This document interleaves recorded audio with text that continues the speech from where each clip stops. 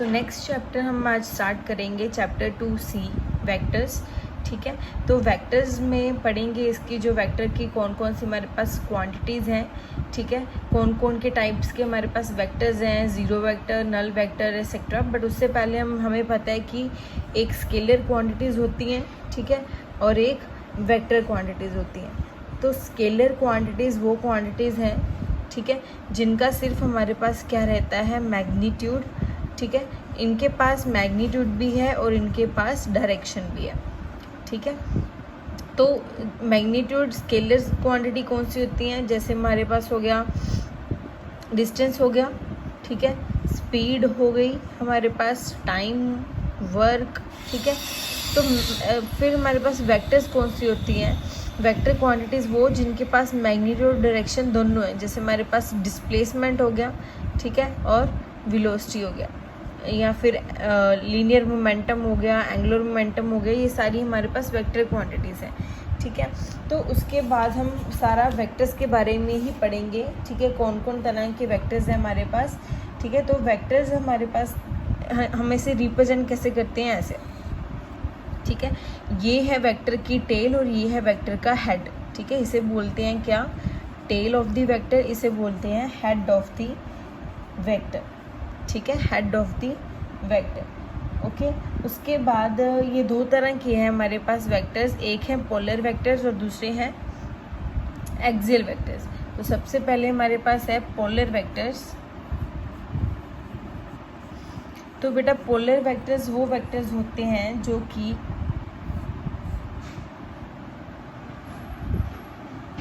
कि देखो, अगर मैं बोलूँ कि ये हमारे पास ए वेक्टर है, ठीक है, ठीक है, और ये मूव कर रहा है इसी साइड पे, तो इस वेक्टर की डायरेक्शन भी क्या रहेगी, उसी साइड पे रहेगी। ठीक है, मतलब ये एक्ट करता है, polar vector is that vector which act along the direction of the body, direction of motion of the body.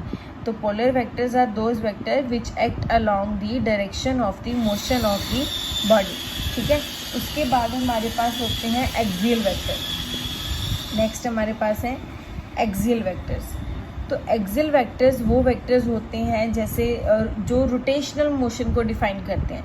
ठीक है, अगर मैं ये बोलूँ कि ये है हमारे पास, ठीक है, रोटेशनल मोशन है, तो हमें अब अभी हम चैप्टर करेंगे तो उसमें क्या आएगा कि ये हमारी जो वेलोसिटी है, एंगुलर वेलोसिटी की बात करेंगे, वो एक्ट करेगी along the axis of the rotation. ठीक है, तो axial vectors are those vectors which act along the axis of the rotation. जैसे ये रोटेशनल मोशन है तो इसकी जो एंगुलर वेलोसिटी है वो इस डायरेक्शन में एक्ट कर रही है, या फिर क्लॉकवाइज और एंटी क्लॉकवाइज किसी भी डायरेक्शन में, बट एक्ट करेगी along the axis of the rotation. But polar vectors are those vector which act along the direction of the motion. जैसे अगर इस डायरेक्शन में कोई ऑब्जेक्ट मूव कर रहा है तो इसी डायरेक्शन में उसका जो वेक्टर है उसे रिप्रेजेंट करेगा। तो नेक्स्ट हमारे पास है कि इन वेक्टर्स की इम्पोर्टेंस क्या है। तो वेक्टर्स को यूज़ करके ना हम बेसिकली जो जितने भी लॉज हैं फिज़िक्स के उनको स्टडी कर सकते हैं। ठीक है, डेरिवेशंस कर सकते हैं वेक्टर्स को यूज़ करके। ठीक है, तो जो बेसिकली जो वेक्टर्स हैं उनको यूज़ करते हैं हम किसी भी जो फिज़िक्स के लॉज हैं उनको अंडरस्टैंड करने के लिए। उसके बाद हमारे पास और भी कई तरह के जो हमारे वेक्टर्स हैं वो हैं। ठीक है, तो ये जनरल कंसेप्ट था आपके पास। उसके बाद हमारे पास और भी वेक्टर्स हैं। ठीक है, तो जैसे फर्स्ट है हमारे पास मॉडुलस ऑफ द वेक्टर, ये प्रॉपर्टीज़ बोल सकते हो जो वेक्टर्स की। तो फर्स्ट है हमारे पास मॉडुलस ऑफ द वेक्टर। तो मॉडुलस ऑफ द वेक्टर का मतलब, मोड का मतलब क्या होता है, मैग्नीट्यूड। ठीक है, मोड का मतलब क्या है हमारे पास, मैग्नीट्यूड। तो magnitude of the vector is known as modulus of the vector. जैसे मैं बोलूँ अगर आपके पास ए वेक्टर है तो ए वेक्टर का अगर मैं मॉडुलस कर दूँ, ठीक है, तो ये क्या आ जाएगा, ए। ठीक है, मॉडुलस और मैग्नीट्यूड क्या आ जाएगा इसका, ए। उसके बाद हमारे पास है unit vector. Next is unit vector. तो यूनिट वेक्टर का मतलब ये हुआ कि वो वेक्टर जिसका हमारे पास जो मैग्नीट्यूड एंड है, जो मैग्नीट्यूड क्या है वो 1 है and has the same direction as that of the given vector. मतलब unit vector are those vector having unit magnitude, मतलब 1 मैग्नीट्यूड है जिसका। ठीक है, एंड डायरेक्शन किसके अलोंग है? Direction is along the direction of the motion of the body, ठीक है। तो जैसे इसको रिप्रेजेंट कैसे करते हैं, ए कैप से रिप्रेजेंट करते हैं यूनिट वेक्टर को। तो इसे डिफाइन कैसे करते हैं, a cap is equal to A vector divide by mod of a या फिर सिंपल ए, ठीक है। तो ये क्या है, वेक्टर, और नीचे क्या है इसके, मॉडुलस ऑफ द वेक्टर। तो ये है ए कैप, ठीक है। ए कैप ये क्या डिफाइन करेगा, यूनिट वेक्टर को। नेक्स्ट हमारे पास जो है वो है इसकी एक एग्जांपल करते हैं, ठीक है। तो ये दो वेक्टर्स हो गए आपके पास, मॉडुलस ऑफ द वेक्टर जिसे बोलते हैं मैग्नीट्यूड ऑफ द वेक्टर, और नेक्स्ट है यूनिट वेक्टर। यूनिट वेक्टर मतलब जिसका यूनिट मैग्नीट्यूड है और डायरेक्शन उसकी सेम है as that of the direction of the motion, ठीक है। उसके बाद हमारे पास है एक एग्जांपल, तो इसने बोला है find the unit vector of, मान लो हमारे पास कोई ए वेक्टर दे रखा है, ए वेक्टर दे रखा है जो वो है 4i cap minus 3j cap plus k cap, ठीक है।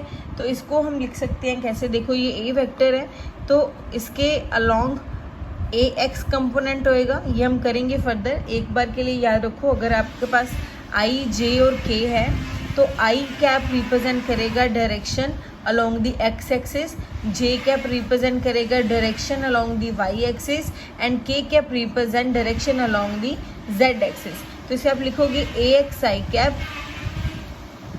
Minus a y j cap plus a z k cap, ठीक है। उसके बाद हमें क्या करना है, उसने बोला यूनिट वेक्टर निकालो। तो यूनिट वेक्टर निकालने के लिए हमें क्या चाहिए, एक तो ए वेक्टर चाहिए और दूसरा उसका क्या चाहिए, मोड चाहिए, ठीक है।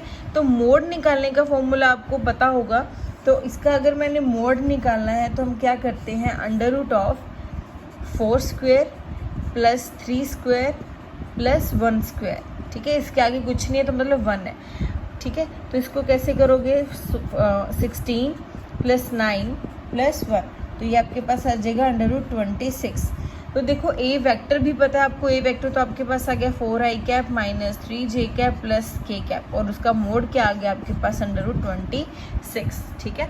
तो ये है आपके पास way to find out the unit vector. उसके बाद हमारे पास है इक्वल वेक्टर्स, ठीक है। नेक्स्ट हमारे पास है इक्वल वेक्टर। तो नेक्स्ट इज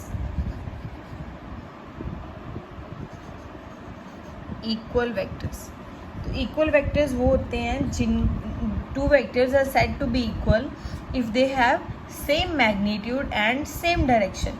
देखो अगर मैं बोलूँ कि ये इस डायरेक्शन में जा रहा है, ठीक है, और ये भी, इसने भी 5 मीटर का जो है इसका वेक्टर है और इसी डायरेक्शन के लॉन्ग है, और दूसरा भी हमारे पास जो वेक्टर है जैसे बी वेक्टर है उसने भी 5 मीटर तक डिस्टेंस कवर किया है, ठीक है, मतलब दोनों की लेंथ सेम है और सेम डायरेक्शन में जा रहे हैं, तो ये वेक्टर्स कौन से होते हैं, these vectors are equal vectors, ठीक है।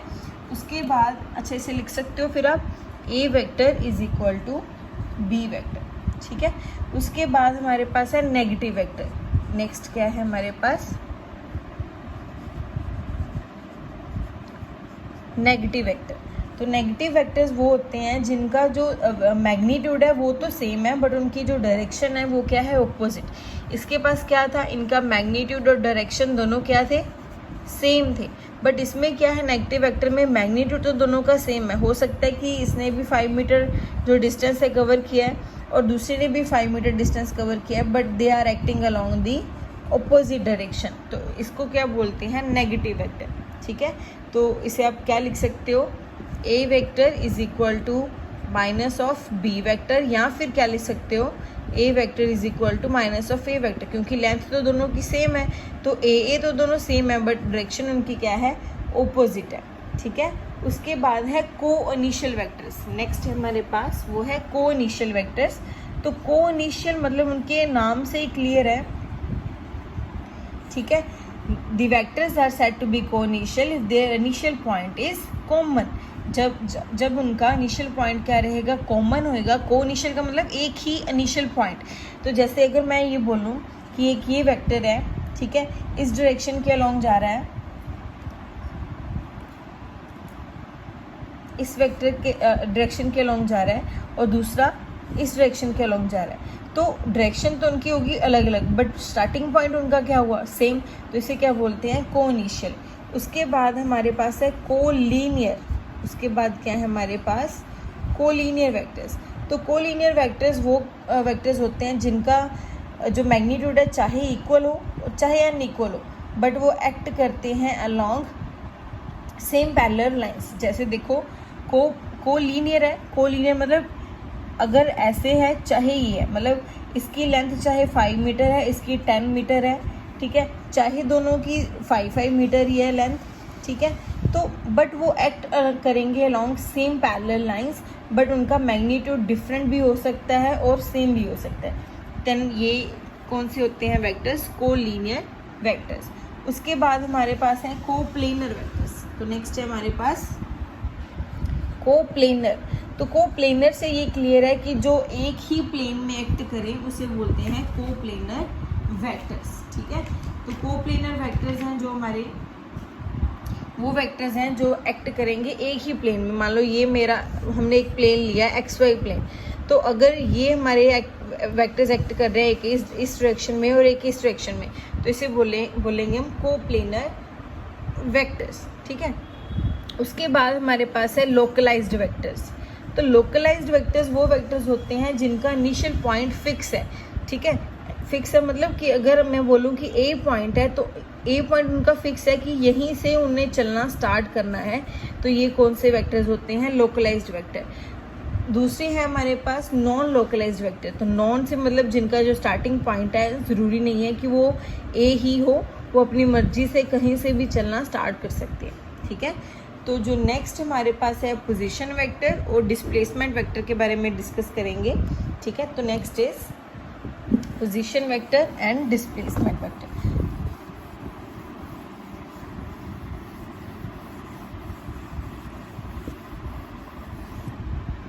तो नेक्स्ट हमारे पास position vector and displacement vector. तो देखो बेटा, अगर हमारे पास ये है एक्स एक्सिस, ठीक है, और ये है आपके पास वाई एक्सिस, तो कोई ऑब्जेक्ट है हमारा ओ, ठीक है, ओ ओरिजिन है, ए ऑब्जेक्ट ने चलना स्टार्ट किया, ये ए, और एक है आपके पास बी, ठीक है। ओ ए क्या होगा, ए की position with respect to O, तो O A is a position vector. O B is also position vector, क्यों, क्योंकि ये बी की पोजीशन बता रहा है विद रिस्पेक्ट टू ओ, ठीक है। तो ये भी क्या है आपके पास एक पोजीशन वेक्टर है और ये भी क्या है आपके पास एक पोजीशन वेक्टर है। बट हमने क्या अब, अच्छा ये पोजीशन वेक्टर की बात होगी, उसके बाद हमने क्या देखना है, डिस्प्लेसमेंट वेक्टर। तो डिस्प्लेसमेंट वेक्टर क्या होगा कि ए है जो वो बी से कितने डिस्टेंस पे है, उनमें डिस्प्लेसमेंट कितनी है, तो this is known as displacement vector, ठीक है। तो ये है displacement vector, this is position vector of A, this is position vector of B. तो जनरली आप पोजीशन वेक्टर को लिखते हो आर से, पोजीशन वेक्टर किससे लिखते हो, आर से।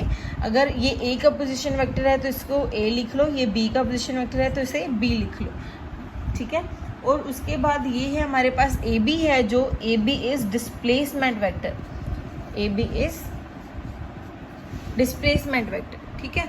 अभी हमें पता है कि जो ए है, ठीक है, ए के भी कोई ना कोई कोऑर्डिनेट्स होंगे। मान लो इसके हमारे पास कोऑर्डिनेट्स हैं, ये है एक्स और वाई, और ये हमारे पास है एक्स डैश वाई डैश, ठीक है।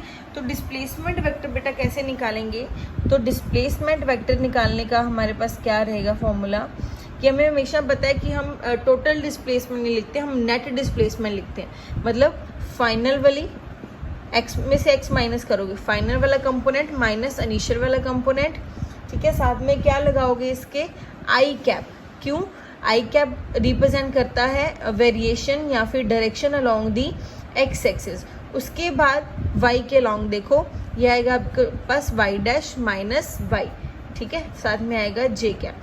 तो एक बार ध्यान से देखो बेटा, जो भी आपके पास यहाँ पे आई कैप, जे कैप और के कैप होंगे, वो जो आई कैप है वो डायरेक्शन रिप्रेजेंट करेगा अलोंग दी एक्स एक्सिस, जो जे कैप है वो करेगा अलोंग वाई एक्सिस अपनी पोजीशन को डिस्क्राइब, और जो के कैप है वो डिस्क्राइब करेगा direction along the Z axis. ठीक है, तो ये I cap, J cap, K cap are unit vectors to represent the direction along X axis, Y axis and Z axis.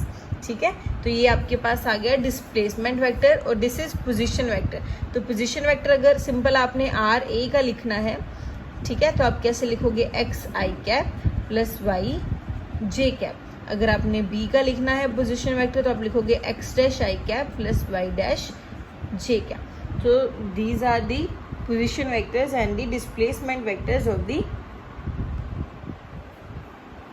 ठीक है, of the vectors। अच्छा, उसके बाद हम करेंगे multiplication of a vector by a real number. तो उसने बोला कि अगर एक वेक्टर को हम रियल नंबर से मल्टीप्लाई कर देंगे तो हमारे पास क्या आएगा, वेक्टर आएगा या स्केलर बन जाएगा। देखो, अगर मैं क्या करूँ, अगर मेरे पास ए वेक्टर है, ठीक है, अगर मैं उसको 2 से मल्टीप्लाई कर दूंगी, क्या वो स्केलर बन जाएगा? नहीं, वो वेक्टर ही रहेगा। ठीक है, अगर उसने बोला है कि मैं 2 को या किसी भी रियल नंबर को, हम एन भी ले सकते हैं, यहाँ पे एन कोई रियल नंबर है, उसको मैं ए वेक्टर से मल्टीप्लाई कर दूंगी ना, तो वो एन ए वेक्टर ही रहेगा, वो वेक्टर ही रहेगा, वो स्केलर नहीं बनेगा। अगर मैं नेगेटिव नंबर किसी से मल्टीप्लाई कर दूंगी तो तब भी वो वेक्टर ही रहेगा, वो स्केलर नहीं बनेगा, क्योंकि ये कॉन्स्टेंट्स हैं, ये तो बाहर आ जाएंगे सिंपल मल्टीप्लाई होकर। ठीक है, तो उसने क्या बोला था कि अगर हम किसी रियल नंबर से किसी वेक्टर को मल्टीप्लाई करेंगे तो क्या वो वेक्टर ही आएगा, तो यस, वो वेक्टर ही आएगा। ठीक है, तो उसके बाद हमारे पास है multiplication of a vector by a scalar. ठीक है, कि अगर हम एक वेक्टर को स्केलर से मल्टीप्लाई कर देंगे तो फिर हमारे पास क्या चीज़ आएगी। तो देखो, हमारे पास करते हैं अभी,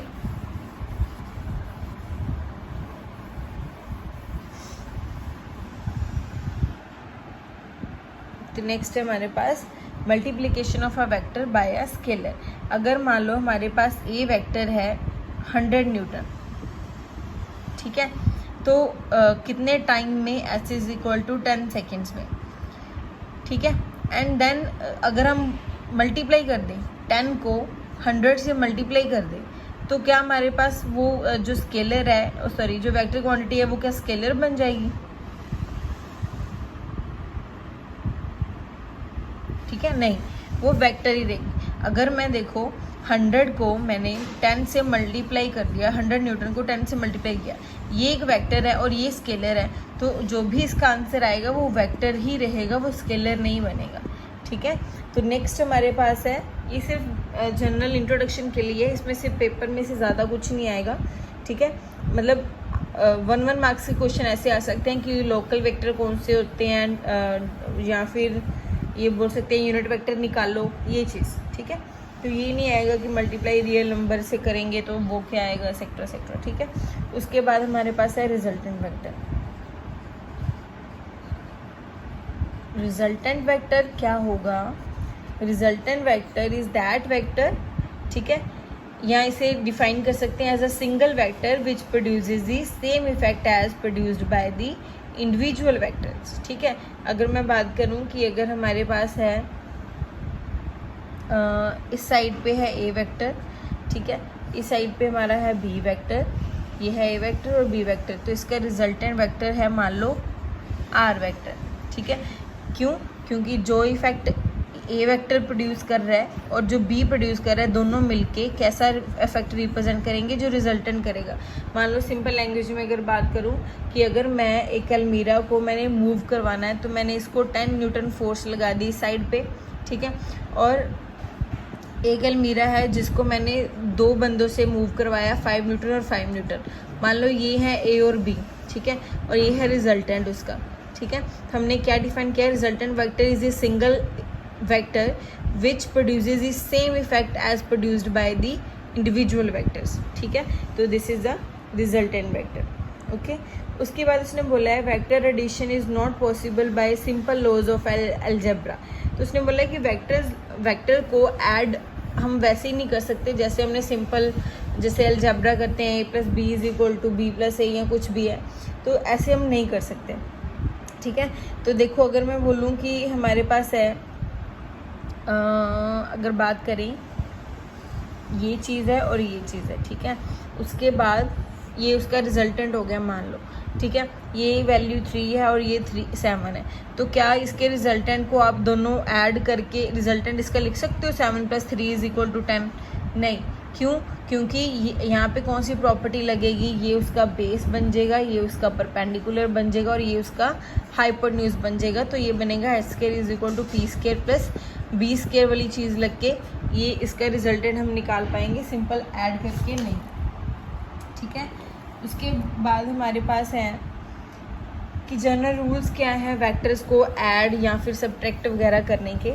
तो देखो, अगर हमारे वेक्टर्स सेम डायरेक्शन के अलोंग जा रहे हैं, ठीक है, अगर एक ए वेक्टर है वो इस डायरेक्शन के अलोंग जा रहा है और बी वेक्टर भी इसी डायरेक्शन के अलोंग जा रहा है, तो आपने अगर रिजल्टेंट उसका लिखना है, ठीक है, तो आप क्या लिखोगे, ए वेक्टर + बी वेक्टर, ठीक है।